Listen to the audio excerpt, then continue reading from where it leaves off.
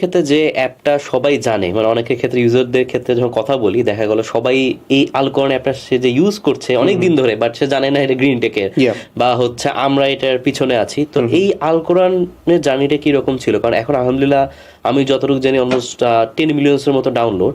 Yeah. তো এত, কারণ এটা তো একটা হিউজ মার্জিন। তো এই জার্নিটা কিভাবে শুরু হয়েছিল যে আসলে আলকরন অ্যাপটা আমরা ডেভেলপ করব? সো এটা তো it's continuation of the previous process, যে যখন আমি নিজে শিখতেছি, আমি নিজের জন্য অ্যাপ বানাচ্ছি, কি কি জিনিস লাগে, সো বিভিন্ন রকম অ্যাপ থেকে যখন আমি দেখছি এটা লাগবে ওটা লাগবে, আমি ওদের জাস্ট কম্বাইন করেই আমার নিজের জন্য আমি বানাচ্ছিলাম আচ্ছা। অনেস্টলি। সো আমি নিজের জন্য বানাইছি, বাট আলহামদুলিল্লাহ বাই দ্যাট টাইম হিস্ট্রি মুসলিম যেহেতু অলরেডি বাংলাদেশে হিট খাইছে, এবং আমি অবভিয়াসলি সেটা ইংলিশে একটা অ্যাপও বানাইছি, ইংলিশ ভার্সন, সেটা average hit, not lot hit, but সেটার জন্য আমার অলরেডি একটা ইউজার বেস ছিল অ্যাটলিস্ট বাংলাদেশের ক্ষেত্রে। তো আল কোরআনটা বানাইছি, পাবলিশ করছি, আই উড সে অর্গানিক্যালি বাকি কাজগুলো হয়েছে।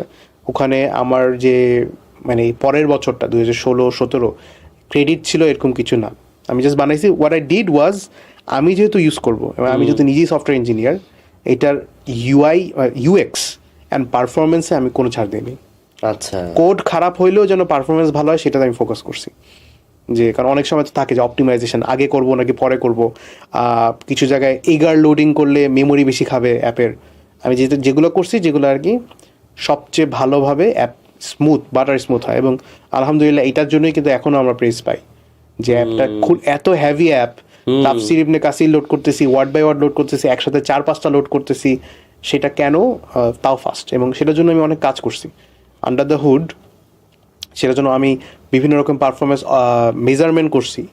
আচ্ছা, এই টেক্সট যেরকম অ্যান্ড্রয়েডের ক্ষেত্রে এটা অনেক মানুষই অনেক শেয়ার করে, যেরকম ইনস্টাগ্রাম এর টেক্সটটাও, ইনস্টাগ্রাম অনেক ফাস্ট ছিল তখন, তারা করছে কি তাদের অ্যান্ড্রয়েডের যে ডিফল্ট টেক্সট লেআউট বা কম্পোনেন্ট আছে সেটা আসলে অনেক slow. In order to serve everything মানুষ সেটাই ইউজ করবে, কারণ that everything it has everything, but problem হলো এত কিছু দিতে গিয়ে সেই element very basic building block বা ইটস আ বিট স্লো। মানুষ তো মনে করবে যে ধুর আমি তো ওটাই করি, ওটা তো সবাই, ওরা তো বলতেছে না যেটা খারাপ। ইনস্টাগ্রাম টেস্ট করে দেখছে যে না, সেটা থেকে যদি অন্য আর একটা সাব এলিমেন্ট ইউজ করা হয় টেক্সটের জন্য, সেটা ফার ফাস্টার, 10x ফাস্টার, জাস্ট একটা জিনিস চেঞ্জ করতে হবে। তো এটা একজন ওরা রিসার্চ করছে, ওদের রিসার্চে আমি বেনিফিট হয়ে আমি আমারটা এখানে অ্যাড করি। তো অ্যাড যখন করলাম তখন দেখলাম আসলে ইমপ্রুভমেন্ট। সো এবং টেস্ট করছি বিফোর আফটার, তো এগুলোও আমি করতাম। অ্যারাবিক রেন্ডারিংয়ের ক্ষেত্রেও আমাদের এখানে অনেক ইমপ্রুভমেন্ট করছি। তাজউইদ কালারিং সেটাও আমরা প্রথম আনছিলাম, ওয়ান অফ দ্য ফার্স্ট। তারপর তো এটা অনেকজনই আইদার আমাদের কাছ থেকে কপি করে, নয়তো সিমিলার কনসেপ্টই তারা কাজটা করে।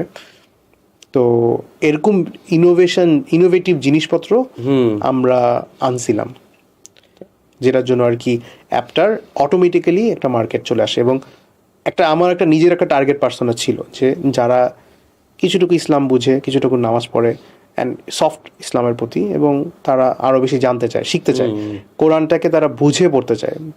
জাস্ট বিকজ আমি মুসলিম এবং সেটার জন্য আমি করতেছি, সেটা গোল ছিল না। আমারও সেটাই গোল ছিল যে আমি আরবিক শিখতে চাই, কোরআন শুনতে চাই, বুঝতে চাই। তো সেই ক্ষেত্রে ওই ওয়ার্ড বাই ওয়ার্ডটা অনেক হেল্প করে। ওইটা তো অনেক আমরা প্রাধান্য দিছি, কীভাবে করা যায়, কীভাবে স্মুথ করা যায়। কারণ ওই বিউটিফুল কোরআন যে অ্যাপটা ছিল, তাদের অ্যাপ একটু স্লো ছিল, সেই জায়গায় অপটিমাইজেশন করছি, অন্য কিছু করছি, এটার জন্য একটা খুব ভালো এক্সপিরিয়েন্স ইউজাররা পায়।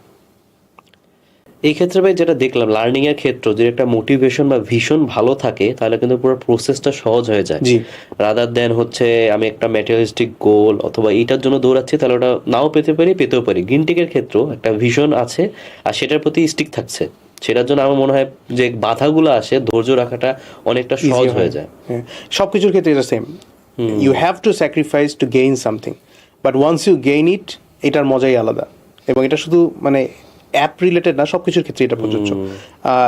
যারা কোনো ইসলামিক অ্যাপ বানাতে যাচ্ছে না তাদের জন্য অসুবিধা নেই তো, কারণ তাদের ক্ষেত্রে তারা এমন কিছু একটা অ্যাপ বানানো উচিত দ্যাট দে মাইট ইউজ, তাই না? মানে তারা বলতে যে না, আমার এমন একটা অ্যাপ লাগবে যে সিসিটিভি থেকে নিয়ে এআই ডিটেক্ট করে ইয়া করবে। ফর এক্সাম্পল, তার বাসায় অনেক চোর ঢুকে, এক্সাম্পল দিচ্ছি আর কি, যে তাহলে সেটা তার একটা প্রবলেম সলভ করবে। এই প্রবলেমটা সে যদি আসলে মোটিভেটেড এনাফ থাকে যে হ্যাঁ আমার ভাই এটা অনেক জরুরি, এটা না করার জন্য আমার জীবনটা অনেক কষ্ট, স্ট্রেসফুল হচ্ছে, সেটাতে লেগে থাকার চান্স অনেক বেশি। এক্স্যাক্টলি।